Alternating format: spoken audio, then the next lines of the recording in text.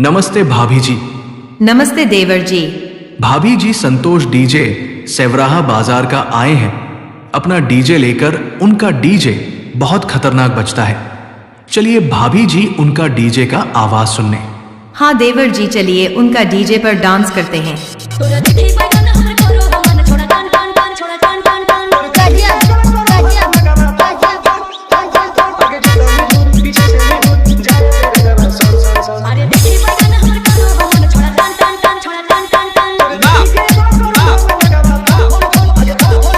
इलाका किसी का हो धमाका, डीजे संतोष साउंड सेवराहा बाजार का होगा।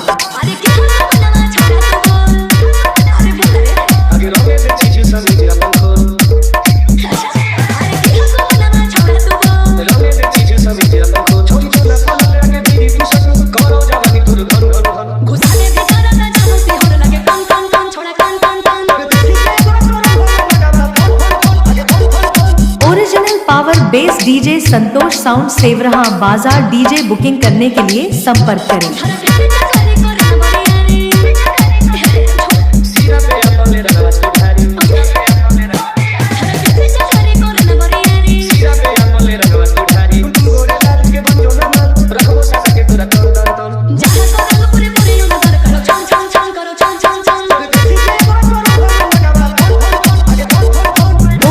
Power bass DJ Santosh sound Sewraha बाजार। डीजे बुकिंग करने के लिए संपर्क करें। मोबाइल नंबर है 76 672 00 687।